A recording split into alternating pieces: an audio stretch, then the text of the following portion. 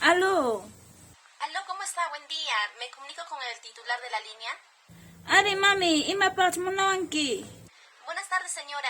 Soy de Movistar. Mire, le estoy llamando para ofrecerle lo que es el servicio de internet, de llamadas ilimitadas, para que puedas navegar por todas las redes sociales.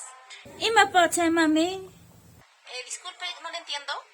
Ima pami chay kanalanga okupacham kachkani ratu chamanga yamanki. Señora, le estoy llamando de Movistar. Le explico, por favor. Le estoy llamando para ofrecer lo que es el servicio de internet, para que usted pueda comunicarse también a través de las redes sociales, para que puedas ver videos en Facebook, YouTube, TikTok y otras redes sociales más. Y también para ofrecer lo que es las llamadas ilimitadas a nivel nacional e internacional. Manala mami cha ratu chakunamanya gayaman kanalanga wag besinay pa bakang mami aturo usturong hinapting mi cha kargo kumham richkani ratu chamang upagarin chakunanya gayamanki.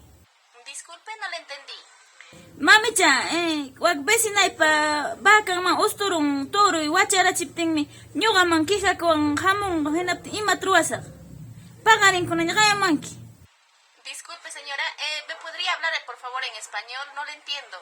Cachate, hombre, pagarin kunamang gayamanki. Manach intending imat, hombre. No entiendo, disculpe. Le vuelvo a llamar más tarde, ¿sí? Yo, pagarin kunamang gayamanki. Gracias.